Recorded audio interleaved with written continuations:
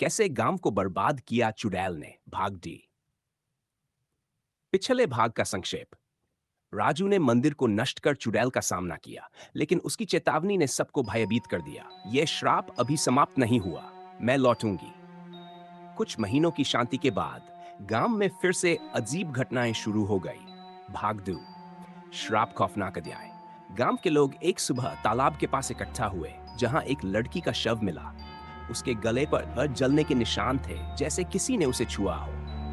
गांव की पुरानी दादी बोली, यह श्राप लौट आया है। चुड़ैल चुड़ैल अब पहले से ज्यादा शक्तिशाली हो गई है। राजू ने इस बार चुड़ैल से छुटकारा पाने के लिए एक स्थायी समाधान खोजने का फैसला किया। उसने गांव के पुराने ग्रंथों में पढ़ा कि चुड़ैल के श्राप को पूरी तरह खत्म करने के लिए उसकी आत्मा को न केवल मुक्त करना होगा, बल्कि उसके दर्द को समझना और उसे स्वीकार करना होगा।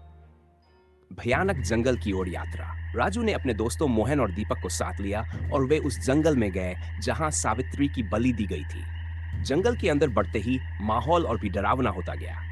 पेड़ों से अचानक गिरती जमीन से निकलती अजीब आवाजें, हर कदम पर ठंडी हवा का झोंका। ये जगह शापित है, हमें यहां से लौट जाना चाहिए। लेकिन राजू ने ठान लिया था कि वह श्राप खत्म करके ही लौटेगा। खौफनाक मंदिर का रहस्य। जंगल के भीतर उन्हें एक और प्राचीन मंदिर मिला, जो अब तक किसी को नहीं दिखा था। मंदिर के अंदर एक गुप्त दरवाजा था। जैसे ही राजू ने दरवाजा खोला, तेज हवा का झोंका निकला और अंदर एक घने अंधेरे में एक पुराना ताबूत रखा था। ताबूत के ऊपर लिखा था, यहाँ सावित्री की आत्मा कैद है, इसे मुक्त करना श्राप को खत्म करेगा। लेकिन सावधान, आत्मा की शक्ति तुम्हारे संकल्प को परखेगी। आत्मा का उग्र रूप। जैसे ही राजू ने ताबूत को खोला, एक सुनहरी ज्वाला निकली। सावित्री की आत्मा प्रकट हुई, पर वह इस बार शांत नहीं थी। उसने गुस्से में कहा, तुम्हारे गांव ने मेरे साथ जो किया, क्या उसे माफ किया जा सकता है? फिर चारों तरफ आग की लपटें फैल गई। जंगल में हर चीज जलने लगी। राजू ने हिम्मत जुटाई और कहा, हमारे पूर्वजों ने गलती की, मैं उस गलती को सुधारने आया हूं। दर्दनाक सच का सामना। सावित्री ने राजू और उसके दोस्तों को एक भयानक मृगतृष्णा में डाल दिया। उन्हें दिखा गांव के जमींदारों द्वारा सावित्री पर किए गए अत्याचार, उसकी बलि का भयानक दृश्य, उसकी चीखें और गांव वालों की खामोशी। दीपक घबराकर बोला, यह सब सहन करना असंभव है, मैं भाग रहा हूं।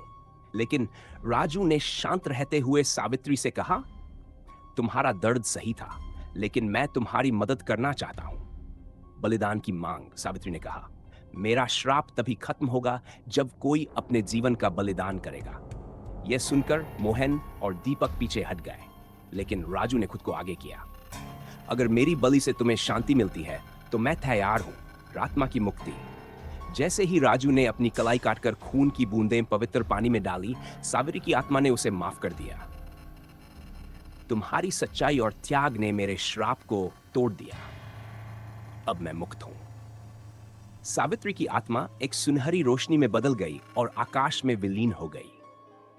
चुड़ैल का अंत और गांव की नई शुरुआत। राजू ने गांव लौटकर सारी घटना सुनाई। गांव वालों ने ठाना कि अब किसी के साथ अन्याय नहीं करेंगे। सावित्री की याद में गांव में हर साल एक दीप जलाया जाता है।